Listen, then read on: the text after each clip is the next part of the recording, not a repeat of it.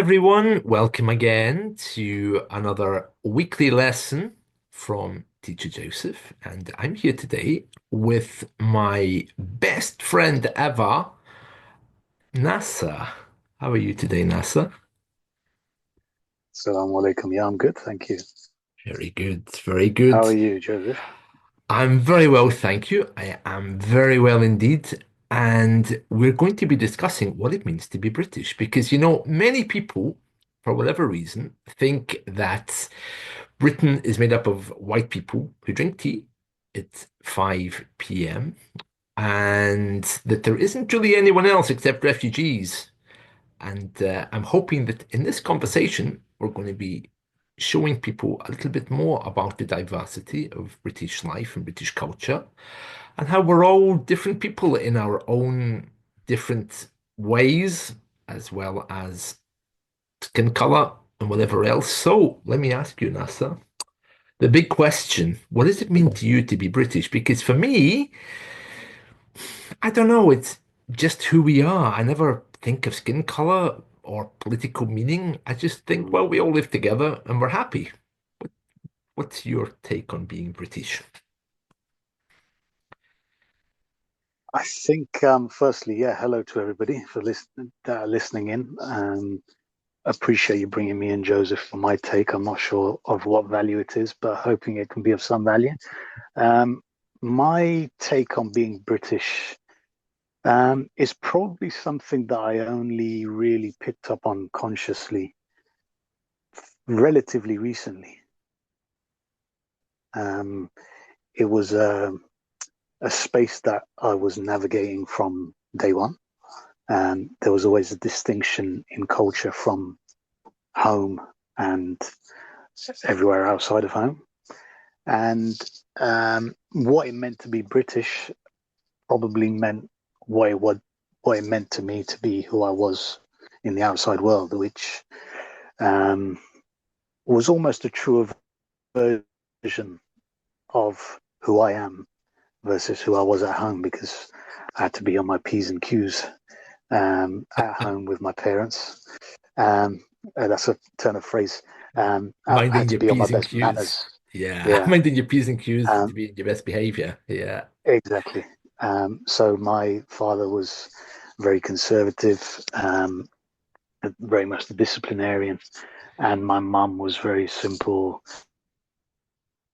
very maternal, defended my every action.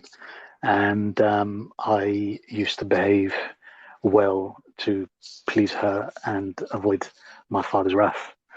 Um, so, yeah, being British was growing into who I was. Oh, I've suddenly gone dark, have I? My lamp is playing. My You're- lamp is playing silly buggers. Uh, um, uh, but yeah, it was kind of what I grew into as an individual without realizing that it was Yeah. being British. By the way, playing silly buggers just means things not working as they should, usually with people, in case anybody wants to know. Um, oh, interesting. Well, from that point of view, it sounds like the same as my upbringing. You know what I mean? The father who's disciplinarian and the mother who has a kind of like a more feminine role. Um, yeah, I suppose we are more alike than unlike, but you were born, weren't you, you're from Yes, Reading. Yeah, you were born in the yes, UK. Yeah, so there's that's right. nothing different between us. So we're both just British. Culturally, I know that we have a few things in common, and also we have a few things which are different, which brings us on to the next question. Have you ever faced challenges or discrimination based on another's perceived background of you? And if so, how did you handle that? Because sometimes people just make assumptions. Like, for example, they might assume that you're from Pakistan, but you've probably Mm, got more in common with some British people than you have with some Pakistanis, bearing in mind that you were born here and went to school here. How would you mm. what do you think? How would you answer that? So, from my perspective, I probably got recognized and claimed by anyone who had vaguely the same complexion over the years. So I wasn't I wasn't sort of pigeonholed easily just because of the way that I dress, maybe the way that I behave. I I've been mistaken for everything along the Mediterranean, Middle Eastern, South Asian. So, um, in terms of people making presumptions and me not being British, it was probably more positive than it was negative growing up. Yeah, I experienced a little racism, but nothing too um, intrusive, and nothing that meant that my sort of larger or wider experience was negated too much.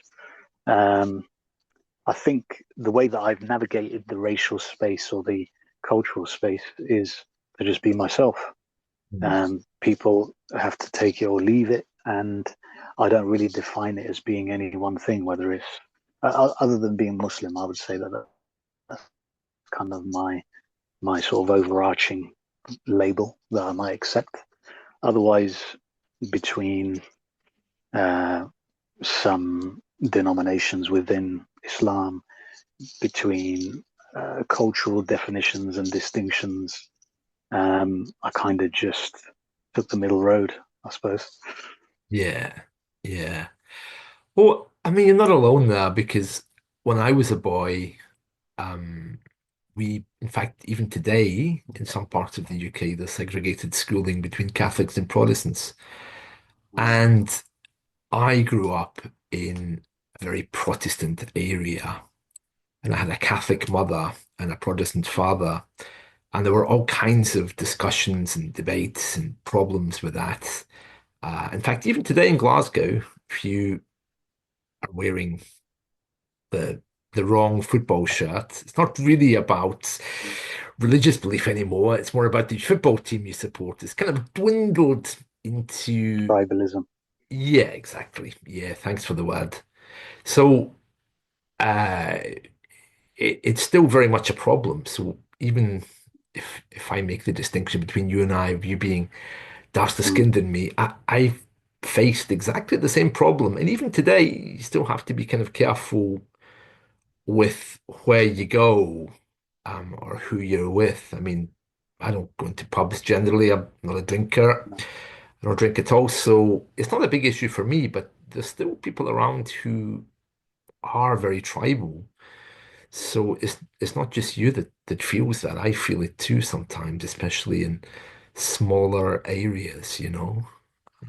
I think that's where Reading, where I grew up, um, is a very multicultural town, and I know a sort of a cultural historian who wrote a book actually about Reading and the effect that migrant populations had on it. Really? And he was my old, yeah, he's a very, I haven't spoken to him in a couple of years. We spoke during COVID time, trying to keep in touch. He's probably well into his 70s.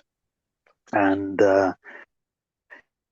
he said that the effect that, particularly, he said, Asian cultures and the South Asian migrant population had on Reading was the move from the kind of stiff upper lip, people minding their own business, very much staying within their own homes, not really sharing much in the way of community spirit. That was very heavily impacted by the Asian migrant population, Mhm. based on our sort of customs around loving your neighbor, sometimes even before your family, because you owe it to your neighbors first. That's in our traditions. And people rarely saw the inside of each other's houses before you got migrant populations coming in and wanting to share their food and share their hospitality. So, yeah, it's Reading. I think I've been blessed where I landed, or where my granddad landed, Rahimullah. But yeah, it's definitely a blessing to be in a community which actually has some semblance of community spirit, because then you sideline some of the negative aspects. Yeah. It's funny you mentioned your grandfather. Both my grandmothers were Irish, and they Mm. have their stories of how their parents landed in the main part of the UK, and they were fleeing a famine and stuff like that. And the discrimination they faced back then Mm. was horrendous because Catholicism was illegal in Scotland up until I think it was the 1840s. And they Well, really struggled with that. Yeah, they couldn't find work. Everything was kind of stacked up against them. So it's interesting when you say about your grandfather. So you see, we're not so different after all when you no, see it that way. Uh, no, yeah, definitely not. I mean, I think that's where something that I've struggled with over the years is people only being politically minded or motivated to speak up for those minorities that they fit into. And you realize as you start taking more and more of a bird's eye view that unless you are united across all minorities or all people, for that matter, all humanity, um, you can never really be just in your position. And therefore, in my opinion, blessed in your position. So people will fly their flags or their banners for their particular tribe, whether that's religious, cultural, racial, um, and including football teams, sports teams. Um, but unless you're willing to speak up for all those that are oppressed, um, to me, your cause is somewhat questionable. yeah, yeah. I get what you mean. There's a famous, I don't know what it is. Is it a proverb? Is it or did it come from a book? You might know this, where the author says, "They came for my friend. I didn't speak up, and they took Mm. him, and then they came for." Is it they came for the? I've heard different variations of this. I've heard the one about Yeah. they came for my Catholic friend. I didn't speak up. Mm-hmm. And then they came for my Protestant friend. I didn't speak up, and then they came for me, and no one was left to defend me. Yeah, Mm. you know this I this do. this I've saying. heard variations of it. Yeah, Yeah, I think it probably started from some deep thinker or philosopher, but yeah, the bottom line is unless you use your voice um, sensibly when you have a voice, you quickly become voiceless because minorities dwindle further and further until you yourself fall into the minority group. So yeah, I mean, I see that even at work, funnily enough, because I work in a team predominantly of women, and I've said to them that I understand my privilege as a man in male-dominated spaces, so I need to speak up for you guys. Otherwise, you lose your voice, and I'm not using my voice in the correct way. I'm only using it to serve myself. So the kind of little boys club that becomes prominent in male-dominated working spaces quickly takes over and silences everyone else. yeah. I lost you there just for a second. Male dominated spaces. You were saying, yeah, yeah, Yes, yeah. Absolutely. You know, and isn't? and Yeah, and go on. needing to support women in that. Just the need to support women in that because you understand that they're the minority or the perceived minority. Yeah, yeah. It's really interesting because here, in the UK, one of the most discriminated groups are people with red hair. Um, Mm, Apparently, especially in the north, and we've got loads of mm, people here with red hair, but apparently there's all kinds of stereotypes about them, all mm. kinds of ideas about older and that they smell different and look different and act different. It's really weird when you think about it. It puts One of our my closest friends growing up was red-haired and very heavy set, typical sort of Viking material, yeah. and he really. was one of my closest friends for a reason. Very kind of jovial. Didn't really get caught up in any politics. Really, ended up becoming a social worker actually, Really? and yeah, he's a really lovely guy. Probably doesn't sort of take um, he doesn't get too bogged down in the stereotyping or the profiling that takes place against him. But um, yeah, it's yes, I think as human beings, our nature is to be more inclined to divide and alienate than to unite. So Yeah. Yeah. I still think this is something that we inherited from the Victorian times, this idea of the he's a good man, he's a bad man.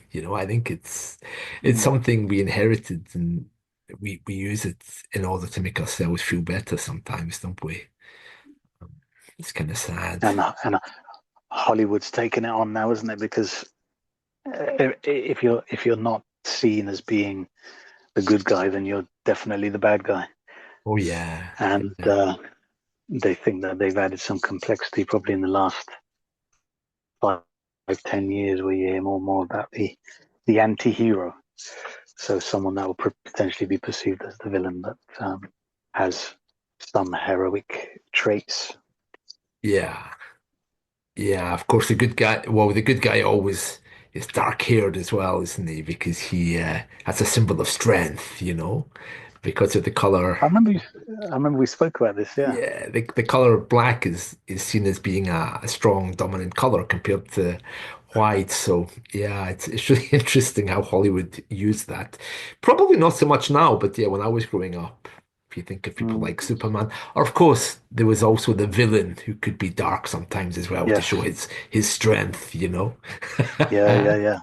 I think it's probably gone the other way more recently because you see people who, your Brad Pitt's blonde hair, blue eyed superhero material. They're even playing the parts and roles that would or should go to people who are darker complexion or darker haired.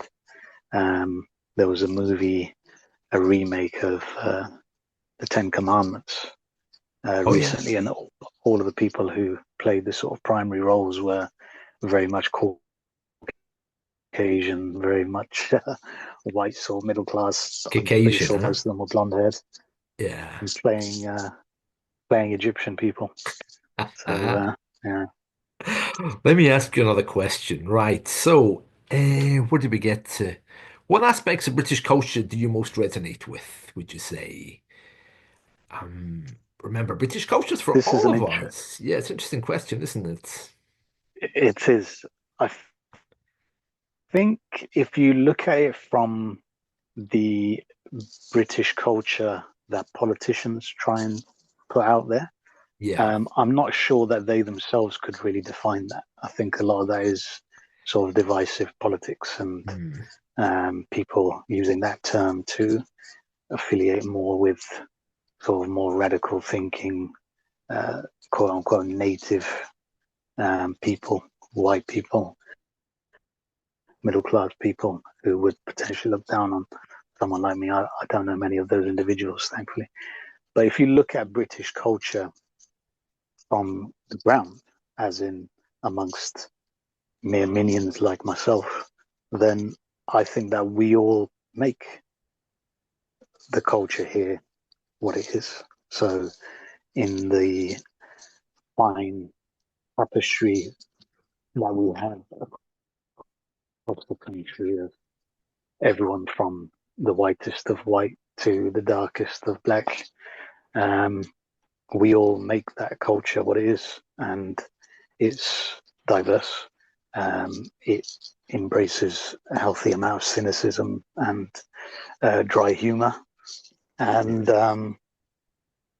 yeah, I think as you said, I was born and raised here, so um, I'm the culture, and the culture is part of me. So. Yeah, I'm just remembering, when my parents moved from Scotland to England, I was pretty young. But when they moved there in the 1980s, there were still hotels and some shops as well with signs saying no Scottish, no Irish, no dogs, around London. Um, and it's because there were a lot of Scottish people sleeping rough around Victoria train station and Victoria coach station because many Scottish people, they would try to find a better life in a place like London. They would, London's a place, paved with gold. Mhm. And The land of opportunity. yeah, I think my parents faced a lot of issues with that.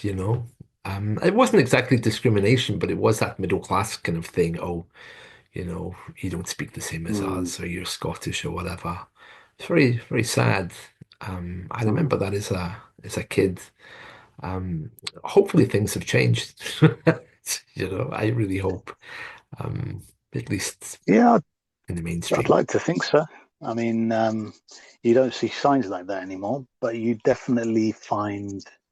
I was talking about this just today, actually, that you do still find the pricing out of working class with certain establishments. So you wouldn't expect to go to like an Ivy restaurant and expect to see many Black and Asian people there because they wouldn't want to spend the amount of money that you would typically spend in a restaurant like that. Would you say an Um, Ivy restaurant, did you say? yes, yeah. What's an Ivy restaurant? Ivy is a chain of restaurants which is seen as being quite sort of bourgeoisie. Really? Oh, I don't think And they have them up here, they're, maybe. Not sure if they. no, I don't think they probably do. No. Okay, I imagine they may well do in the cities, but right. not sort of. Yeah, it's definitely not mainstream. I mean, you'd find it in Windsor and London. It's like a There's one right outside the highbrow exactly, restaurants. Yeah. exactly. They wouldn't accept you without a collar, for example. So that immediately rules out certain people. So yeah, there's kind of still unsaid rules and traditions with certain places. Um, but yeah, I think the the issue that I'm finding now, and again, this is a political thing. This is not something that I encounter with my neighbours or the community around. It's the although people aren't overtly prejudiced, um, the political landscape is stoking some of the more hidden racism, the more covert type, subconscious type racism and prejudices that people hold. Yeah. Um, and yeah, I think at the moment it's all about migrants. And funnily enough, you've got people who themselves come from migrant families who are now looking down on the latest crop of migrants. So you'd get people like Rishi Sunak, for example, probably the highest profile Asian man to come out of UK recently. And the other one is Suella Braverman, I think it is. Um, these are kind of very much Asian, seen as being the great brown hope. And they're the worst when it comes to speaking out and maligning and talking ill of migrants when, in actual fact, um, they account for very little and require very little from the state, but contribute in huge amounts because they're hardworking and they pay their taxes. Yeah, it's a very complex thing, isn't it?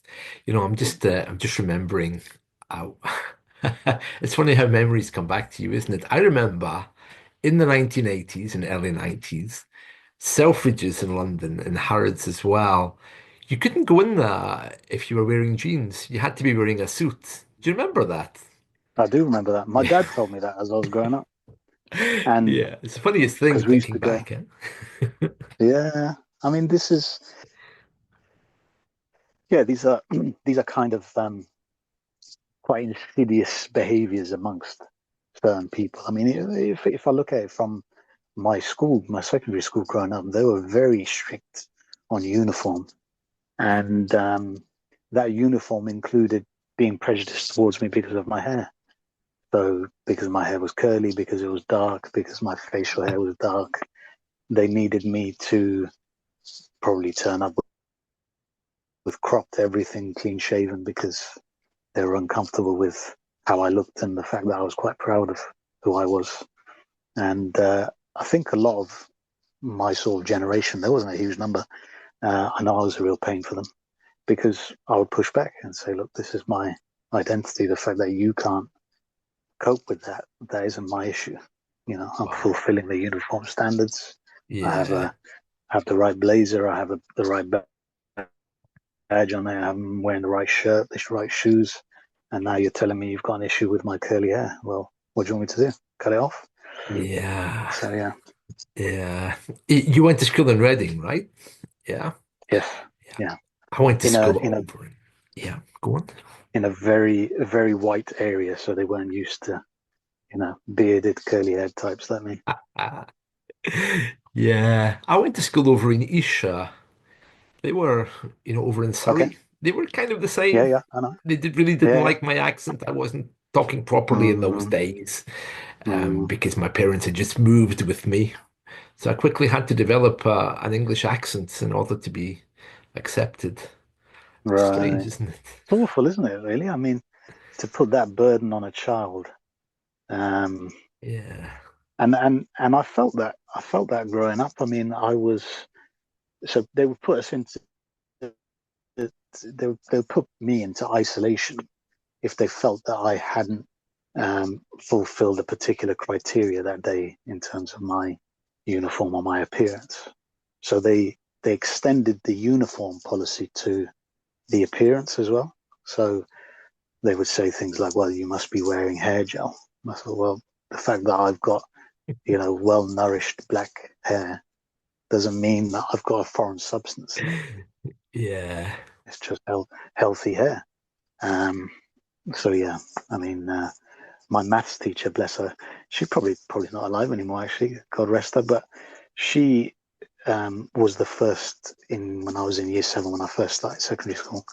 She was the first to say, "Oh well, you must have some oil in it or something like that." And I said, "Well, what's wrong with that? I put a little bit of coconut oil in there after I wash it. The fact that you don't doesn't mean that what I'm doing is wrong. And I'm not doing it to make a particular hairstyle. It's just to Yeah. nourish my hair. It's what we grew up on." Ah. So It's funny, isn't yeah, it, how people perceived us, or how they, mm, they thought that we somehow weren't fitting in. I'm mm, I'm just conscious of time here. I think we've got about 6 or 7 minutes left. So okay, let me just quickly ask you some more questions. So, yeah, yeah, um, how do you manage and honor your two different kind of like identities there? Because you're British, but you mm, also have a lot of expectations, I guess, from your parents. mm, I mean, the religious thing is religion. I mean, that I mm, think it's not easy to extract that from a culture and see it mm. separately. But how do you manage day to day? I mean, do things? I think what I'm getting at is, do you feel that you have any kind of identity clash, or do you do things to honor your Pakistani identity? Are you perfectly at peace walking those two roads, would you say? I think over the years, I've been able to eke out a middle path. Yeah. Maybe in my younger years, where the navigation of the two very distinct and very different cultures in many ways. Um, I mean, for example, the drinking culture in secondary school. Um, it was something that a lot of the my fellow students were doing from probably the age of 13, 14. And they would go to parties or they would just hang out in parks and things, smoking or drinking or whatever. And at that time, you probably feel like you're missing out. because your parents are telling you you should or shouldn't be doing that. Yeah. Um, but now I've probably hit, or, well, a long time ago now, but you hit more of an equilibrium. You realize, well, I can forego certain parts of X culture and be more in tune with Y, and then in other aspects, I can forego some parts of Y culture and fit better into culture X. So, um, yeah, I think as you grow older, you're able to better navigate, and it becomes more and more seamless.